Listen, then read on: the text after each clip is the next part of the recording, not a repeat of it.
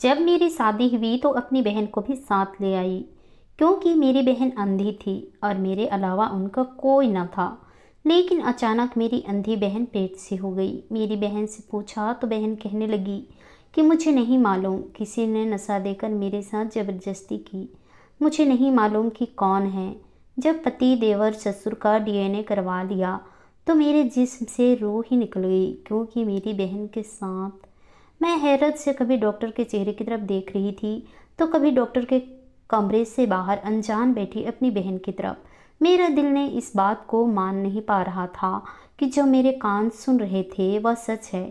मेरी बहन पेट से थी। मेरा सर बुरी तरह से चकराने लगा। मेरे दिल की यह हालत थी कि मेरा धड़कन बुरी तरह से चल रहा था। मेरे चेहरे पर पसीने के कतरे बहने लगे थे कि कैसे मुमकिन था। मैंने हथेले से पसीना साफ किया और बड़ी बेरहमी से डॉक्टर के हाथ से रिपोर्ट ली और उनके कमरे से बाहर निकलकर बहन का हाथ पकड़ा और उन्हें क्लिनिक से बाहर ले आई। कुछ दिनों से बहन की तबीयत ठीक नहीं थी। जो भी खाती थी जी मिचलाने लगता था। मुझे लगा कि उनका हाजमा खराब हो गया है, इसलिए उन्हें करीबी क्लिनिक पर ले आई। लेकिन जो खबर मुझे सुनने को मिली, मेरे तो होश उड़ गए थे। मुझे डॉक्टर ने अकेले अपने कमरे में बुलाया था और मैं बाहर कुर्सी पर बैठी थी। मुझसे बड़ी आसानी से यह खबर डॉक्टर ने सुनाई थी। मैं बहन का हाथ पकड़कर चुपचाप से उन्हें अपने घर ले जा रही थी। कौन हो सकता था इसे घटिया हरकत को अंजाम दे सकता था। मेरे घर पर 3 मर्द थे, मेरा पति, ससुर और छोटा जवान देवर। अब तक तो सब कुछ ठीक नहीं चल रहा था। मेरी बहन पूरा दिन मेरे साथ रहती थी। जब मैं किचन में काम कर रही होती थी तो वह किचन में रखे टेबल पर बैठ जाती थी, मुझसे बातें करती रहती थी। पूरा दिन घर पर ना मेरे पति होते थे, ना ही मेरा देवर, ना ससुर होते थे। मेरी सास को इस दुनिया से गए 5 साल बीत गए थे। मेरे ससुर ने शादी नहीं की थी। देवर भी मेरी और मेरी बहन का बहुत इज्जत करता था। ज़्यादातर अपने काम से काम रखता था। ना तो उसने कभी मुझसे मजाक करने की कोशिश की थी और न ही कभी मेरी बहन से। बस शांत रहा करता था। मेरे माँ पापा को इस दुनिया से गए 2 साल बीत गए थे। मेरे रिश्ते तो बहुत आते थे, लेकिन मैंने शादी एक ही शर्त पर रखी थी कि मैं अपनी बहन को अकेला नहीं छोड़ सकती थी। वह अंधी थी, अकेले घर पर नहीं रह सकती थी। मैं उनकी देखभाल करती थी, इसलिए उन्हें तन्हा भी नहीं छोड़ सकती थी। यही वजह थी कि मेरा अब रिश्ता तय नहीं हो पा रहा था, क्योंकि जिस घर में पहले से लड़के की माँ मजबूत होती है, यह बात कैसे बर्दाश्त कर सकती है कि उनके घर बहू के साथ साथ बहन वह भी आकर रहने लगे। इसलिए जो लोग इस शर्त के साथ शादी कर राजी हुए, उनके घर कोई औरत ही नहीं, बस 3 मर्द ही थे और एक उनके पापा, मेरे पति और उसका छोटा भाई। जब मैं विदा होकर ससुराल पहुंची तो बहन के लिए एक अलग कमरा मौजूद था। मेरे पति बहन की बहुत इज्जत भी करते थे। ससुर अपने आप में रहने के आदी थे। यूनिवर्सिटी में पढ़ता था, ज़्यादा वक्त घर से बाहर रहता था। मुजरिम ऐसा कोई भी नज़र नहीं आ रहा था कि मैं उन लोगों पर शक करती। लेकिन जो रिपोर्ट इस वक्त मेरे हाथ में थी वह मुझे कुछ और ही समझा रही थी। ना चाहते हुए भी मेरी सोच अपने घर में मौजूद मर्दों की तरफ ही गई थी। मैं एक बहुत बड़ी मुसीबत में फंस चुकी थी। बेशक मेरा पति बहुत अच्छा था, मेरा और मेरी बहन का बहुत ख्याल भी रखता था, लेकिन जो कुछ मेरी बहन के साथ हुआ था, अगर यह बात पति से पूछती तो यकीनन बहन के साथ मुझे भी घर से बाहर निकाल दिया जाता। मैं बहुत परेशान थी। जब घर पहुंची, बहन को भी कुछ नहीं बताया था। हंसी खबर सुनाती उनका तो शायद यह सुनकर ही दिल फट जाता। मेरा दिमाग बिल्कुल सुन पड़ चुका था। किस पर शक करती? कौन था जो ऐसी घटिया हरकत कर रहा था? घर पहुंचकर चकराते सर के साथ मैं अपनी बहन के कमरे में ही उनके साथ बैठ गई। क्या बात है दीदी, कब से चुप हो? क्या कहा है डॉक्टर ने? बहन ने मुझसे पूछा, क्योंकि वह बहुत बातूनी किस्म की लड़की थी, हर वक्त बातें करती रहती थी। लेकिन आज तो जैसे मेरी बोलती ही बंद हो चुकी थी। आज कुछ नहीं कहा, डॉक्टर ने दवाई दी है, ठीक हो जाएगी। अब आप आराम करें। यह कहकर मैंने बहन को उनके बेड पर लिटा दिया और खुद किचन में आकर खाना तैयार करते हुए भी मेरा चयन लगातार अपनी बहन की तरफ था। वह आंखों से देख नहीं सकती थी, लेकिन यह तो महसूस कर सकती थी ना कि उनके करीब कौन आता है, कौन हो सकता है। क्या मेरा पति, या फिर मेरा ससुर, या फिर मेरा देवर? मेरे दिमागी तनाव एक खींचने लगे। मेरा सर पूरी तरह से चकराने लगा था। मुझे कोई भी राह सुझाई नहीं दे रही थी। क्या करूं, किससे बात करूं? बेशक पति है, लेकिन अपने बाप और भाई के बारे में कभी भी ऐसा बात बर्दाश्त नहीं करेंगे। मैं खाना बनाने में व्यस्त थी जब पति ऑफिस से वापस आए। मेरे लिए गुलाब के फूलों के गजरे लाए, लेकिन मैं मुस्कुरा भी ना सकी। मैं ऐसे दौर से गुजर रही थी कि वह मेरे लिए बर्दाश्त से बाहर थी। मुझे चुप देखकर मेरे पति कहने लगे, क्या हुआ है, चुप क्यों है? तबीयत तो ठीक है ना तुम्हारी? मैं क्या जवाब देती। मैंने कहा कि मेरे सर में दर्द है। कहने लगे, खाना खा लो फिर मेडिसिन ले लेना। मैं सोच रहा था कि खाने के बाद लॉन्ग ड्राइव पर चलेंगे। इस ट्रिक, तुम्हारी तबीयत ठीक नहीं है इसलिए तुम आराम करो। खाना खाकर मैं अपने कमरे में आ गई। बहन की रिपोर्ट्स मैं अलमारी में छुपा दी। मैं यह जानना चाहती थी कि आखिर बहन के कमरे में आता कौन है। इसलिए रात को जब पति कमरे में आए तो मैंने कहा कि अब बहन की तबीयत कुछ ठीक नहीं है, इसलिए मैं बहन के साथ सोना चाहती हूँ। मेरी बात सुन उन्होंने ऐसा प्रयास नहीं किया था। कहने लगे, इसमें पूछने की क्या बात है, तुम जाओ अपनी बहन का ख्याल करो। वो बहुत अच्छे इंसान थे, मुझे कभी मेरी बहन के मामले में सख्ती नहीं करते थे। मैं बहन के साथ जाकर लेट गई और मैं सो रही थी, लेकिन कुछ देर बाद किसी की बड़बड़ाहट सुनकर तो मेरे होश उड़ गए। उसका मतलब कोई रात को मेरी बहन के पास आता है और उसके साथ। पूरी रात मैं सो नहीं पाई। रात भर कोई कमरे में आया भी नहीं था। सुबह नाश्ते के बाद पति और मेरा छोटा देवर घर से चले गए। मेरे ससुर अपने कमरे में चले गए। मैं बहन को अपने कमरे में ले गई। मैंने उससे पूछा कि रात को उनके कमरे में कौन आता है। जो कुछ मेरी बहन ने मेरे को बताया मेरे होश उड़ाने के लिए काफ़ी था।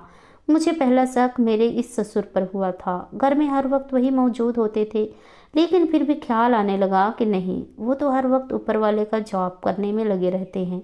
मेरा दिल बड़ा अजीब सा होने लगा। फिर दूसरी तरफ वो कभी मुझे अपने देवर पर शक होने लगता था। वो देर रात तक जागता रहता था। उसके कमरे से अक्सर टीवी की आवाज़ आती थी। एक बार मुझे यह कहने लगा कि आप बिल्कुल अपनी बहन पर गई हैं, आपकी बहन बहुत खूबसूरत है। यह बात उसने मेरी शादी की शुरू में कही थी। मैंने हंसकर टाल दी थी, लेकिन अब ससुराल में आती ही मेरे अंदर ऐसी आग सी लग रही थी कि बर्दाश्त से बाहर थी। कोई मेरी बहन को अपनी हवस का निशाना बनाता था, लेकिन वह नहीं जानती थी मेरे लिए यह बात बर्दाश्त से बाहर हो गई थी। शर्म नहीं आती थी उस शख्स को एक अंधी को हवस का निशाना बनाते हुए। मेरी बेबसी, यह ठीक है, अगर मैं आवाज़ उठाती तो तलाक का दाग मुझे मिल जाता। अपने पति को बताती, लेकिन अपने लोगों को खिलाफ बात ना सुनेंगे ना ही मानेंगे, क्योंकि जितनी वह मेरी बहन का इज्जत करते थे उतनी ही वो अपने बाप की भी करते थे। बस है तो मेरा देवर, वो भी मेरे सामने तो उन्होंने कभी नज़र उठाकर भी मेरी बहन को नहीं देखता था, लेकिन जो कोई भी था शराफत की आड़ में आकर कर रहे थे। वह बहुत घटिया काम था। मुझे अपने ससुर पर गुस्सा आने लगता। मुझे याद आने लगा जब मैं किचन में काम करती थी तो मेरी बहन मेरे साथ किचन में ही थी। मेरे ससुर कभी किचन में आकर मुझसे कहने लगे कि मैं उनके कमरे की चादर बदल दूँ। मैं किचन से निकलकर उसके कमरे में जाती और जब उस कमरे की सफाई करके आती तो किचन में आने के पहले चाय बना रहे होते। समय किचन में आती तो उसी समय आती तो कहते, मैंने सोचा तुम थक गई होगी इसलिए मैंने चाय खुद बना ली है। वह मुझसे मुस्कुरा कर देखकर अपना कप उठाए किचन से भाग गए। उस वक्त तो मुझे यह बात आम सी लगी थी, लेकिन अब तो ससुर की इस बात पर मुझे शक होने लगा था। एक बार वह बाजार से मेरे लिए फल लेकर आए तो 1 किलो से अलग से मुझे पकड़ा दिए। कहने लगे कि तुम्हारी बहन कमज़ोर होती जा रही है, तुम शुरू की वजह से उनके लिए कुछ मंगवाती नहीं हो, इसलिए यह सब उन्हें ना। उस वक्त भी मुझे यह लगा कि मेरी बहन का एहसास कर रहे हैं। मेरी रात में आँख खुली तो पति कमरे में ना होते। फिर काफ़ी देर बाद वो कमरे में आते। मैं पूछती कि आप इतनी देर कहाँ थे, तो कहने लगते मुझे सिगरेट पीने की आदत है। रात को जब सब गहरी नींद सो जाते हैं तभी बाहर जाकर पीता हूँ, वरना आपको फ़ौरन सिगरेट की गंध आ जाती। तो वह मुझे जानते हैं। मैं मुस्कुरा कर कहती कि वह आपके फ़ायदे की बात करते हैं। वह मामूली मामूली सी बातें जो आम घरों में हो जाती है। मुझे वह सब बातों पर शक होने लगा था। मेरी बहन इस स्थिति में एक बहुत बड़ी मुश्किल में पड़ चुकी थी, एक ऐसी तकलीफ पे जो वो खुद अनजान थी, और मेरे लिए यह दूसरी तकलीफ थी कि मैंने कैसे अपनी बहन को यह सच बता सकती थी जो मैं डॉक्टर से सुनकर आ रही थी। वह बता सकती थी ना भी बता सकती थी। यह बात कौन से छुप सकती थी। मैं बजाय चुप थी, लेकिन अपने अंदर किसी तकलीफ वसीयत से गुजर रही थी। यह भी जानती थी कि अब मैं रोज़ पति से बहाना बना देती कि अब बहन की तकलीफ ठीक नहीं है, तबीयत ठीक नहीं है, मैं अपनी बहन के पास सोने जा रही हूँ। रात भर मुझे उस शख्स का इंतजार रहता जो मेरी बहन को अपने हवस का शिकार बना रहा था। चंद इन तो चुप रहे, लेकिन उसके बाद मुझसे तो कभी कुछ नहीं कहते, लेकिन कुछ उखड़े उखड़े से रहने लगे थे। लेकिन उनकी नज़रों में मेरे लिए सिक्के साफ नजर आते थे। हमारी शादी को भी कुछ माह ही गुजरे थे। वह मुझसे बहुत मोहब्बत करते थे। दिन भर ऑफिस में गुजार कर आते तो रात को वह कुछ वक्त मेरे साथ बिताना चाहते थे, लेकिन मैं खुद ऐसे दुख का शिकार थी मुझे अनुमान भी नहीं था। और अब तो मैं काम करना भी भूल जाती। रात को पति के कपड़े पर प्रेस करना भूल गई थी। वह पहले ही मुझसे उखड़े थे। सुबह ऑफिस के लिए लेट हो गए। गुस्से के मारे खुद ही अपने कपड़े प्रेस करने लगे। जब मैंने कपड़े प्रेस करने के लिए कहा तो मुझे गुस्से से बोले कि तुम बस अपनी बहन के साथ रहा करो, तुम्हारे लिए बस एक ही वही है। वह इस वक्त इतने गुस्से में थे कि मेरी कोई बात नहीं सुन रहे थे। नाश्ता कैसे बना, नाश्ता किए बिना ही ऑफिस चले गए। मैं अपने परिवार की वजह से परेशान थी। इस पर इनका रवैया देखकर निराश हो गई थी। मैं अपने कमरे में बैठकर रोने लगी। रात को पति का मूड सख्त खराब था, इसलिए मैंने बहन के कमरे में जाना पूछा ही नहीं, ना ही उसके कमरे में गई। मैंने अपनी गलती की माफ़ी मांगी, मगर वह कहने लगे कि माफ़ी मांगकर मुझे शर्मिंदा मत करो, तुम्हें समझना चाहिए पूरे दिन में तुमसे बात करने का भी मौका नहीं मिलता। वह जल्द ही राजी भी हो गए थे, लेकिन अगली सुबह अपनी बहन की हालत खराब सी थी। कहने लगी कि कल रात को तुम मेरे पास क्यों नहीं सोई, जब तुम नहीं आती तो वह मुझे अच्छा नहीं लगता है। बहन अब मेरे साथ लगकर रोने लगी थी। मेरा दिल ही तो कटके रह गया था। मेरे आंसू बहने लगे थे। कौन था जो सब कर रहा था? न मेरा पति, न देवर, कोई रिश्तेदार था कि कोई अपना जिस पर मैं भरोसा करके अपनी बहन को छोड़ देती। और वह आंखों से देख नहीं सकती, तब भी मैं उनके यहाँ इसका अलग बंदोबस्त कर देती। लेकिन वह एक बेबस और मजबूर थी, इसलिए तो मैं उसे लेकर आई थी। मैं अभी इसी उलझन में से नहीं निकली थी कि क्या करूं क्या ना करूं कि एक बार मुझे बहन के चिल्लाने की आवाज़ आई। मैं हड़बड़ा कर उठी। मैं बराबर में देखा तो पति भी कमरे में मौजूद नहीं थे। मैं उठकर फटाफट से बाहर निकली तो मेरा देवर मेरी बहन के कमरे में था। अंधेपन की वजह से दाएं हाथ चला रही थी, जैसे किसी से अपना हाथ छुड़वाने की कोशिश कर रही थी। कह रही थी कि मुझसे दूर रहो। मेरा देवर बहन से जरा फासले पर खड़ा था। मुझे देखकर अजीब नज़रों से देख रहा था। मुझे तो उसे अपनी बहन के कमरे में देखकर आग लग गई। मैंने उसे बालों से पकड़कर झिझोट कर रख दिया। मैंने कहा कि तुम्हें शर्म नहीं आती मेरी बहन के साथ ऐसी घटिया हरकत करते हुए? वो तो हैरानी से कहने लगा, भाभी आप होश में तो हैं? क्या बोल रहे हैं? मैं तो आपकी बहन की चिल्लाने की आवाज़ सुनकर आया था। मैंने कहा कि झूठ बोल रहे हो, मुझे देखकर बहाने बना रहे हो। तुम रोज़ मेरी बहन को हवस का निशाना बनाते हो। मेरे चिल्लाने पर मेरा ससुर और पति दोनों वहां पहुंच गए। मेरा देवर अपना गिरेबान मुझसे छुड़वा रहा था। मेरा पति भी मेरे पास आ गया। मेरा देवर भी उससे भी यही कह रहा था। कहने लगा कि आपकी बहन मेरी बहन की जैसी है, आपको शर्म आनी चाहिए। ऐसा इल्ज़ाम लगाते हुए मैं तो सो रहा था। आपकी बहन के चिल्लाने की आवाज़ सुना तो भागा हुआ चला आ रहा था। मैं उसे पूछ रहा था कि तुम्हें क्या हुआ है कि आप आ गई।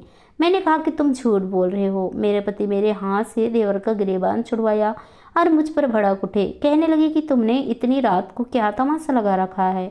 रात के इस पहर तुमसे ना रही, आसपास के पड़ोसी क्या सोचेंगे हमारे बारे में? मैं देवर की बात को नज़रअंदाज करके कहने लगी कि आपका भाई अच्छा लड़का नहीं है। यह रोज़ रात को मेरी बहन को नशे की दवा सुंघाकर उन्हें बेहोश करके उनके साथ। मेरी बात अब यहीं पहुंची थी कि एक थप्पड़ मेरे मुंह पर बहुत जोर से लगाई। मैं दूर जाकर गिरी। मेरे पति गुस्से में बोले, क्या बकवास कर रही हो तुम? जो तुम्हारे मन में जो आएगा तुम बोल दोगी। तुम होती कौन हो मेरे भाई पर इल्जाम लगाने वाली? मेरे ससुर भी गुस्से में थे। कभी लगे एक तो हमने इसकी सगी बहन को बेसहारा समझकर अपने घर में रखा, और यह है कि एहसान फरामोश बनकर मेरे ही बेटे पर इल्ज़ाम लगा रही है। आखिर वही हुआ जिसका मुझे डर था। मेरा घर टूट रहा था। मुझे उन्होंने कहा कि मेरी बहन तो इस घर पर मैं नहीं रह सकती, मैं उनका कहीं और इंतजाम कर दूं। मैं अपनी सहूलियत का शिकार थी। अपनी बहन को लेकर कहाँ जाती? अपना घर मैंने शादी होते ही किराए पर दे दिया था। इतना जल्दी मैं तो वह खाली भी नहीं होना था। मैं इस कदर परेशान थी कि चकरा कर गिर गई। जब मुझे होश आया तो मेरे पति मेरे पास ही खड़े थे, कुछ इस तरह के, और मुझे ड्रिप लगी हुई थी। डॉक्टर नवीन को मेरा ख्याल रखने का मशवरा दे रहे थे और बिल्कुल खामोश थे। मिनिस्ट्री ऑफ ख़त्म होते ही वह मुझे घर से ले आए, मुझे एक कमरे में ले जाकर बैठा दिया और ख़ुद भी मेरे सामने बैठकर कहने लगी कि जो घटिया इल्ज़ाम तुमने मेरे भाई पर लगाया है, अगर तुम अपनी बहन का इल्ज़ाम न करती तो मैं तुम्हें रात को ही तलाक देकर घर से निकाल देता। लेकिन तुम बेहोश होकर गिर गई थी और इंसानियत के खातिर की मैं तुम्हें हॉस्पिटल ले आया। लेकिन जो खबर मुझे तुम्हें वहाँ ले जाकर सुनने को मिली है, मैं तुम्हें अब कभी भी छोड़ नहीं सकता। तुम मेरे बच्चे की माँ बनने वाली हो। मैं उसकी बात किसी बेजान की तरह सुन रही थी। मेरे लिए खबर की मैं पेट से हूँ बहुत बड़ी खुशखबरी थी, लेकिन जिस हालत से मुझे गुस्सा पड़ा था, मुझे समझ नहीं आ रहा था कि मुझे खुश होना चाहिए या रोना चाहिए। मेरे आंसू बहने लगे। मैं अपनी तकलीफ के हाथों थक चुकी थी। पति की बात अभी भी सुनाई दे रही थी। कहने लगे, देखो मैं तुम्हें बहुत चाहता हूँ, तुम्हारी बहन की बहुत इज्जत करता हूँ। हमारे बाप ने हमें औरत की इज्जत करना सिखाया है। मोहल्ले भर में कभी हमारी ऐसी कोई बात सुनने को नहीं मिली जो इल्ज़ाम तुमने मेरे भाई पर लगाया है। वह सरासर झूठ है। वो बहुत अच्छे हैं। बेहतर यह है कि उससे माफ़ी मांगो। मेरा बाप बहुत गुस्से में है। अगर तुमने माफ़ी ना मांगी तो तुम्हारी बहन यहाँ नहीं रह सकती। कि अब तुम सोच लो कि तुम्हें क्या करना है। मुझे तो यह सोच कर हैरत हुई कि तुमने ऐसा सोचा भी कैसे लिया। वो मुझे नफरत की नज़रों से देखकर कह रहे थे। मैं उठकर अपनी बहन की रिपोर्ट पति के सामने रख दी और रोने लगी। मेरे पति ने रिपोर्ट ली और खोलकर पढ़ने लगे। एक झटका सा तो जो उन्हें लगा, वह बार बार रिपोर्ट पढ़ने लगे। मैंने क्यों से रोने लगी। मैंने कहा कि इसे पढ़कर मुझे क्या सोचना चाहिए। मेरी बहन कुछ दिनों से पेट से है, या मेरे साथ इसी घर में रह रही है। वह देख नहीं सकती और न पहचान सकती कि कौन है। मैं किस पर शक करूं। मुझे देवर से माफ़ी मांगने पर कोई इतराज़ नहीं है। मैं अपना घर बचाने के लिए देवर से हाथ जोड़कर माफ़ी मांग लूँगी। एक बात मुझे बताओ कि मेरी बहन पेट से है, इसका जिम्मेदार कौन है?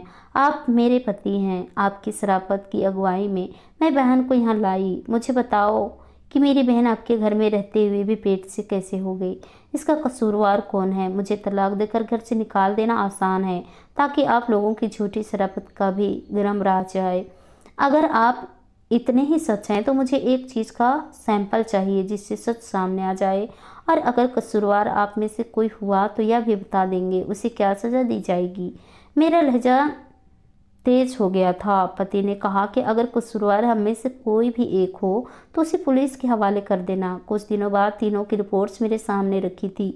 जब मैंने रिपोर्ट देखी तो मेरे होश उड़ गए। डीएनए के मुताबिक वो तीनों बेकसूर थे और मैं इन्हें गलत समझी। कौन था जो मेरी बहन के साथ यह सब कर रहा था? मेरे पति ने मेरी बहन के कमरे में कैमरा लगा दिया, और जैसे एक शख्स मेरी बहन के कमरे में दाखिल हुआ, वैसे ही मेरा पति कमरे में चले गए और उसे पकड़ लिया। उसने नकाब पहन रखा था। जब नकाब उतारा तो हैरान रह गए। वह तो हमारी गली का फ़कीर था। वह खिड़की से अंदर आता था, मेरी बहन को नशे की दवा देकर उनके साथ गलत कार्य करता था। मेरे पति उसे पुलिस के हवाले कर दिया। मैंने सबके हाथ छोड़कर माफ़ी मांग ली थी। देवर के साथ जाकर मैं अपनी बहन का टेस्ट भी करवाई थी। फिर यह सोचा कि हर इंसान बुरा नहीं होता, कभी कभी जो दिखता है वैसा नहीं होता। आशा करती हूँ दोस्तों आप लोगों को ये कहानी पसंद आई होगी। कहानी पसंद आई तो कहानी को लाइक कीजिए, शेयर कीजिए, कमेंट कीजिए, और ऐसी कहानी सुनने के लिए प्लीज़ हमारे चैनल को सब्सक्राइब जरूर कीजिए। तो चलिए दोस्तों, मिलते हैं नेक्स्ट किसी नई कहानी के साथ। तब तक के लिए बाय बाय, अपना ख्याल रखिए।